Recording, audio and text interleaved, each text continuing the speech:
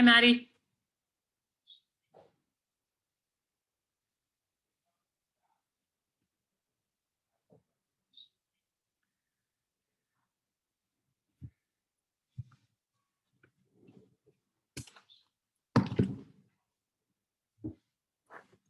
Hi, Becca.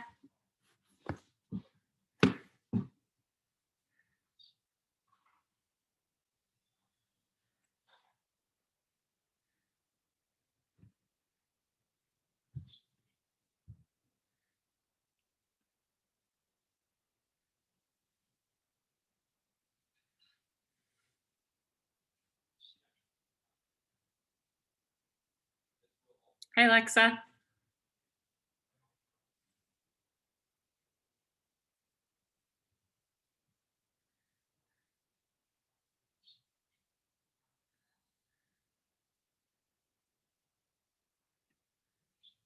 Hi, Eden.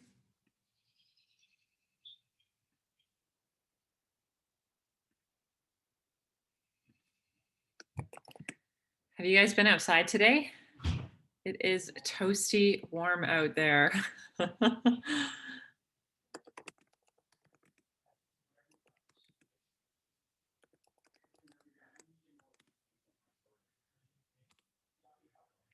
Okay.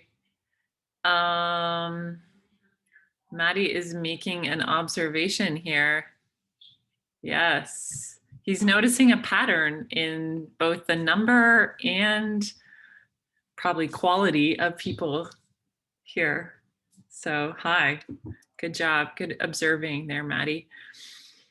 So we're going to get started because when we get started, then the time elapses and then we're done sooner. So also little bonus note for you that I have recorded myself, and it's terrible to see yourself talking and to hear yourself. You're like, is that really how I sound?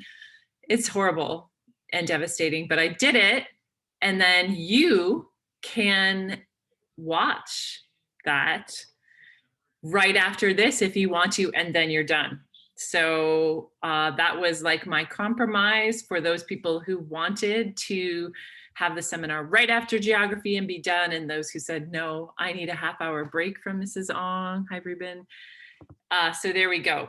Hey, Dawson and Eden, do you mind turning your cameras on unless you have a excellent and wonderful reason that you have talked to me about, hopefully before this moment. Okay, no problemo, Eden, I got your message there. All right, so what I want you to do is I would love for you to turn to your package of materials on Canada's different industries, and we're looking at the fishing industry.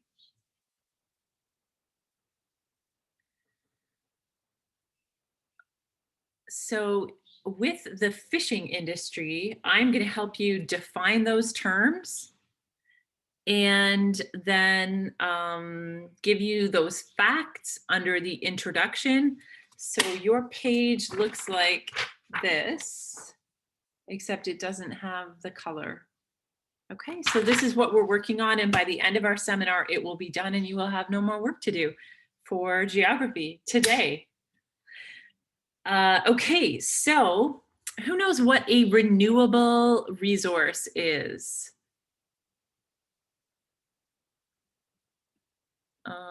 You can take your, how about you take your microphone off? Is that okay? Since there are it's just us. Can someone tell me what they think renewable resource is?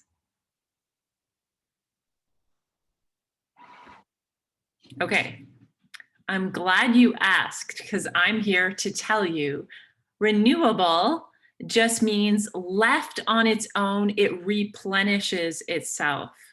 So I had started a slideshow for this, and then we had some little hiccups in the Ong house this morning. I know that is hard to believe, shocking even, it's true. So I will share screen because I have started some of this, and then we will unshare screen when I get to where we are. So here is what a renewable resource is: one that can be used repeatedly, does not run out because it's naturally replaced.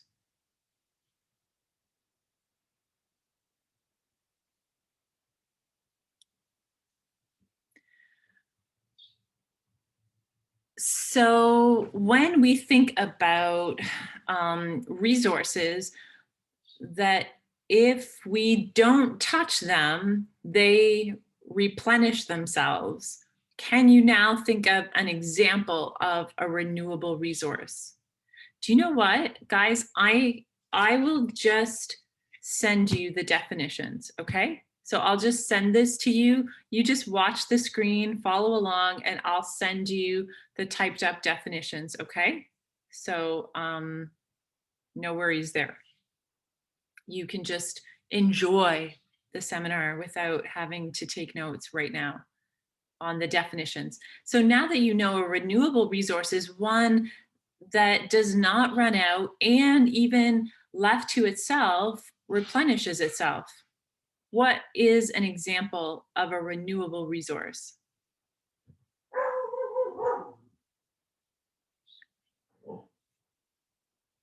What is an example?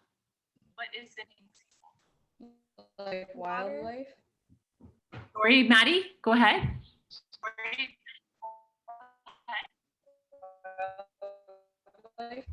Whoa. Do you have voice enhancer or changer on right now? Because I am not hearing your voice. I'm hearing a different voice. Can you try one more time?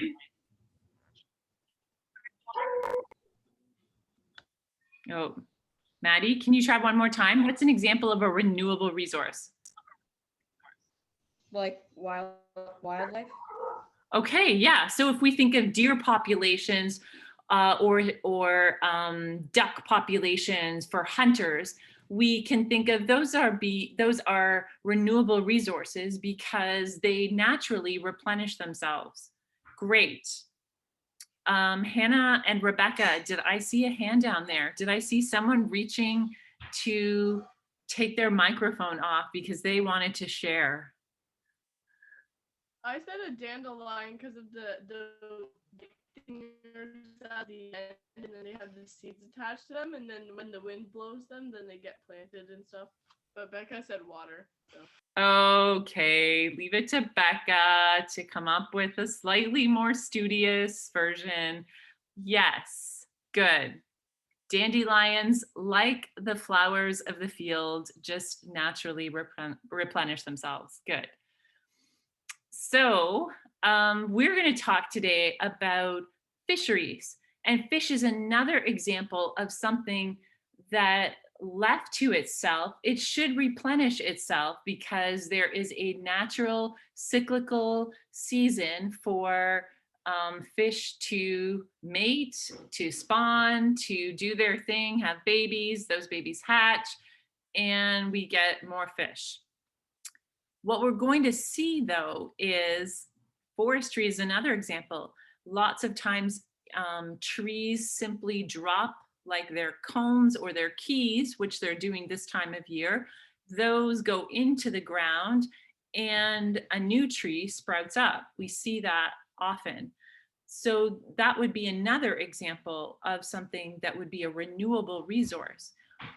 What happens though when humans get involved sometimes? What happens to those renewable resources like wildlife, like fish, like trees and water? What happens?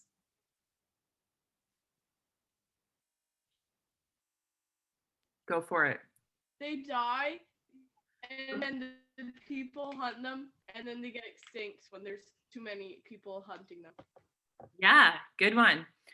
So if, I don't know, in elementary school, if you study like pioneers or studied buffalo herds, but that is a really great and shameful example of what happens when people don't set limits on how many is a reasonable number to make a living off of, or set seasons for, ooh, let's not kill them when they're mating and having babies. Let's wait till those babies are a little bit bigger and can sustain themselves before we kill off the mom, for example. So those are all things that have happened recently, like in the last 100 years, because we've realized if we leave people to their own devices with these supposed renewable resources, we'll wreck it. We'll hoard, we'll take more than we need. We will think about this moment and not think about the future. So that is sort of the double-edged sword of a renewable resource, is that it can be used repeatedly and doesn't run out unless humans mess with it in a way that is not thoughtful for the future. Okay, next definition is balance of trade. And this is just the difference between, between a country's imports and exports. Whoa, lots is going on here. So the balance of trade is just the difference in value between a country's imports and exports. What's coming in and what's going out. What is that difference? Is it a positive difference? Like, are we exporting more than we're importing? Or is it a negative difference, which means we are exporting more than we're importing? Did I just say that right? Yeah, you know what I mean. So balance of trade. If you're great with numbers and you love accounting, you probably get this intuitively. Oh yeah, I get that's the difference between what you're left with. Okay, sadly, this is where things sort of fell apart in the Ong household. So this is where my slideshow also falls apart. So I will again send you these definitions. You just sort of need to listen as we move through this. I see there are a couple notifications here. Okay, gotcha. Just needed to make sure my microphone wasn't off or something like that. Okay, so inshore fishery. One sec. Inshore fishery is a commercial fishing that takes place within just a few kilometers of the shore. So these are fishermen and fisherwomen who go out, fish for the day, and come back. So they are fishing in a proximity to shore that allows them to go out, check their nets or their traps, do their fishing, and come back in the evening. That's inshore fishing. Offshore fishing, we're talking more like ocean fishing. And these are using boats that are 25 meters or more in length.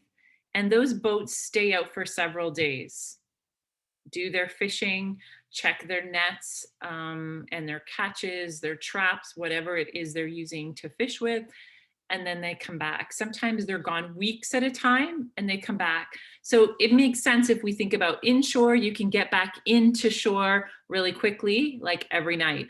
Offshore is it takes you a while to get to where you're fishing. You're there for days, weeks, and then you come back with your big haul, hopefully. Okay, so those are two more definitions. Again, I'll send those to you. You're just listening and absorbing it all. Okay, sustained yield management. That sounds like a tough one, but it's not. It just means, are we using that natural resource, that renewable resource, at a rate that allows it to replenish itself? So that idea of sustained yield management means we're setting limits on how much fish you can get, how many deer you can kill, how many trees you can cut down in order to allow this resource to replenish itself. So sustained yield management just sets those limits and those boundaries so we don't end up with a pile of buffalo bones and no buffalo left, because we haven't thought through what's going to happen if we're not more careful. The last definition is aquaculture. So we're really familiar with agriculture. Aquaculture is just sort of that idea of farming marine products. And it is, I've got a cool picture here. Let me just share my screen. It doesn't, oops, not that. Let me try this one. If we go back here.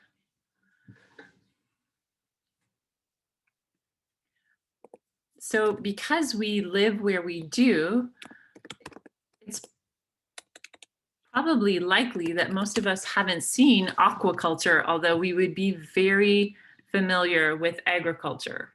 So aquaculture,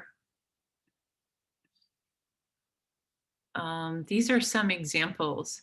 So, oops, like netted off areas. Here's another example where it's not so much nets as like there's sealed off pools. Can you guys see that okay? So here, this is the one I had because it was beautiful. See how like the photography lines kind of like converge at the end there. Let me see if I can move.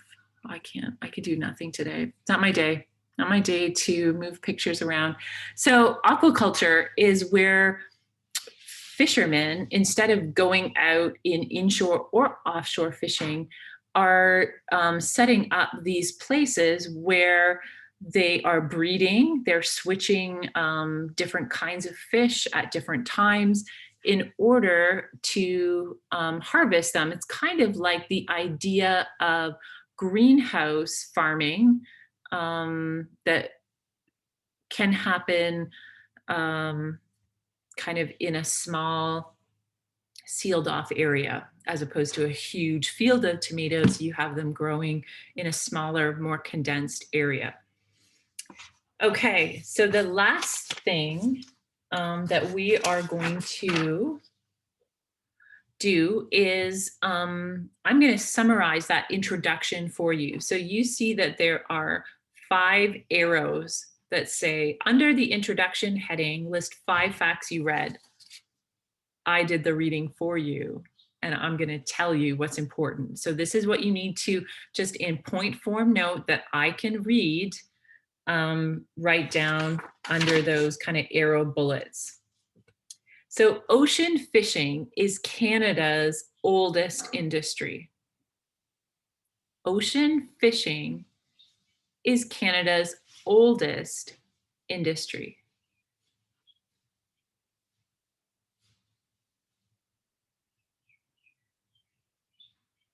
So around the same time that Columbus finds North America, while he was looking for a trade route with India and China, John Cabot and some other people also are finding Newfoundland and finding these amazing stores of fish.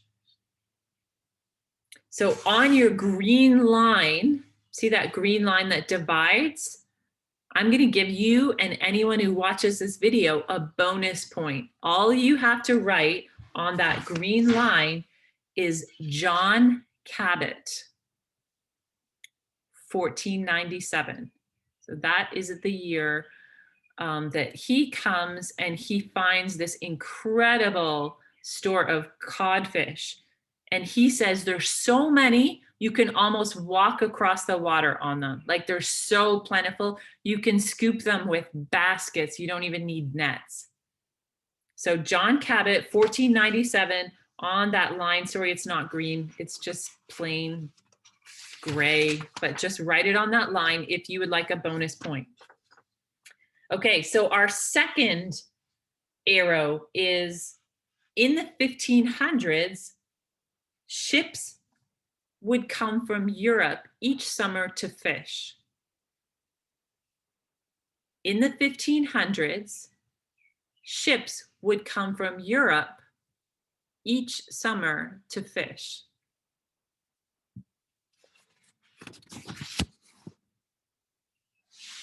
In the 1500s, ships would come from Europe each summer to fish. That is your second arrow. Your third arrow is 0.1% of the total value of Canada's economy. Sorry? Sorry, Maddie, your sound is a little messed up. Do you mind just typing it in? Can you, there's a bit of a delay or something happening. So do you mind just typing in what it is you're asking? Number 3 is 0.1% of the total value of Canada's economy is fishing. That does not sound like very much. 0.1% of the value of Canada's economy is fishing.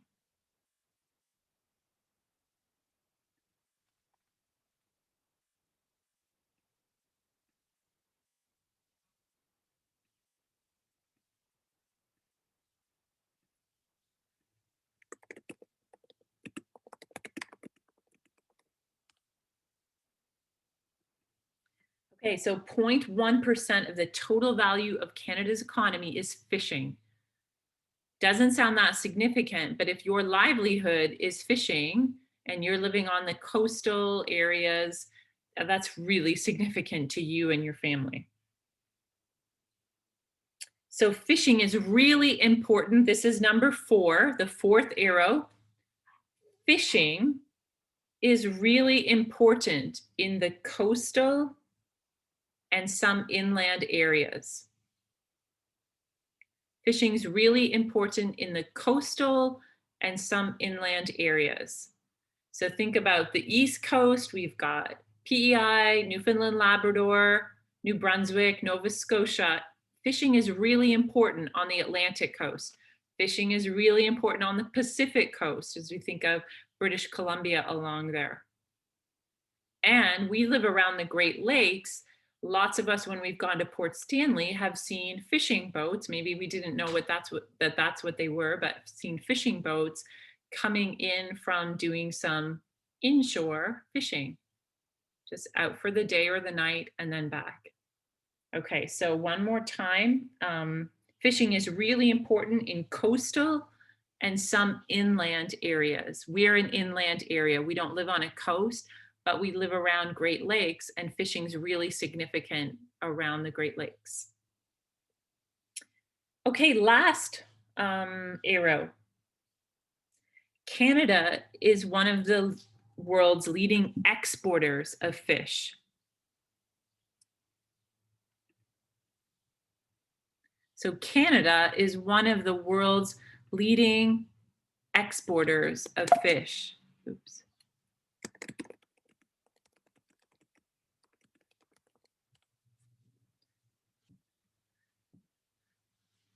Canada is one of the world's leading exporters of fish. So 80% of what Canada catches, we export it. We don't keep it for ourselves, we sell it. Anyone remember, we sell it to another country. Anyone remember from our last seminar, what is one of the problems with selling your primary resource, like fish, in its raw form? What's one of the problems as a country if we sell that just like raw fish, skin, eyes, everything still on? We just sell it. What is the problem? Type it in, take off your mic. Oh, Dawson, or put your yellow hand up. Yes.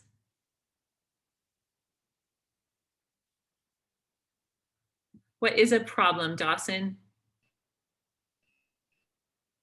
Whoa. Is Dawson frozen for anyone else? Okay, thanks for that. Sorry, Dawson. Try it again. Try again.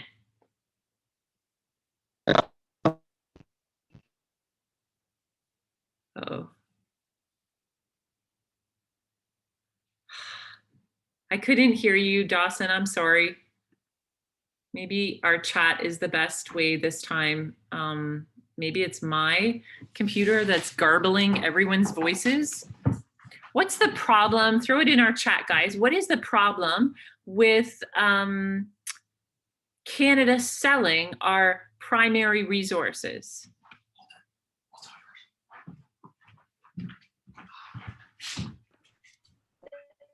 They can sell it for more money. Okay, yeah. So we talked about skates. It actually only costs around $1 to produce the plasticky, strange material from oil to make that the top part of that skate and the metal part from metal. Okay. But we sell it to a country. We're like, here's all this crude oil. You do something with it and we'll buy it back from you for really expensive. Sound like a good deal? No. That's what we're doing though. So again, we sell these raw fishes, raw clams, oysters, mussels. We sell it. They process it. They take the scales and the skins and the bones and all the yucky stuff out. They bread it and do something amazing with it. And then we buy it back from them in Captain Highliner kind of packages. Hi, Harrison, welcome. So that is an example of Canada exporting our fish, but then at times buying it back for more money. So again, we've talked about closing this chain and producing in Canada the kinds of products we want to eat that we're buying from someone else, because we can pay those people working in those fish processing plants a lot less. So say it's going to Mexico, it gets processed and then we buy it back from Mexico. This is what's happening a lot. So smart people like yourselves are starting to wake up to this idea and say, this doesn't seem like a good idea, especially when borders get closed or supply lines get interrupted. I don't want to be without my Captain Highliner. Note, look at the box of Captain Highliner. If you've got one in your freezer or if you go to the grocery store, he's changed, people, he's changed. When you're in grade 10, we'll talk more about that if you'd like, or you can have a look and tell me what's different about this guy. Okay, so that was just free, no charge for that. Okay, so that is, let's just have a peek at our sheet here. Okay.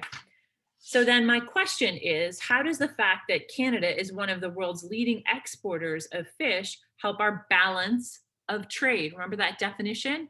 Imports versus exports. So if we are exporting a ton, that's good for us. Okay, so it's good for our balance. It's like we're making a lot of money and we're not spending it all right away. So for our balance of trade, if we're exporting a lot, that's a good thing. In this, just in the balance. We're not talking about when we buy it back for more yet. We're just talking about initially, those are good numbers to be exporting more than you're importing.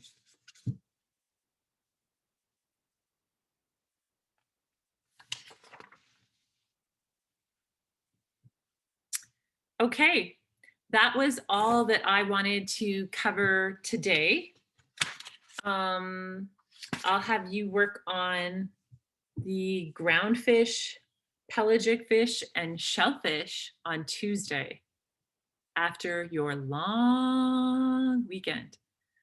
What is the root word of long weekend? Ong weekend. Yeah. So we Ongs are going to have a great long weekend and we hope the same for you. Remember that I am going to post your Bible seminar in like 5 minutes. It just was taking some time to upload. So you just watch that and do the thing on there that I ask for. There's just one little task, and then that's it. You can do it at Bible time. If that just makes you feel good, you can wait all the way till 2:15 to do that. Or in about 5 minutes when it's on Edsby, you can watch it. It's only 20 minutes long. I am just like lobbing this to you on this beautiful Thursday afternoon because I want you to do well. So a couple of you have asked me some questions in chat. I just want to make sure that, oh, Dawson, you were right. Absolutely. He got that in chat before I said it. I just didn't see it there. Okay, so I am going to sign off. We'll end this. And Bible, again, will be posted on Edsby in just a few minutes for those of you who want to power through and get that done right away. Okay, have a great long weekend. It's getting closer and closer. All right, bye guys.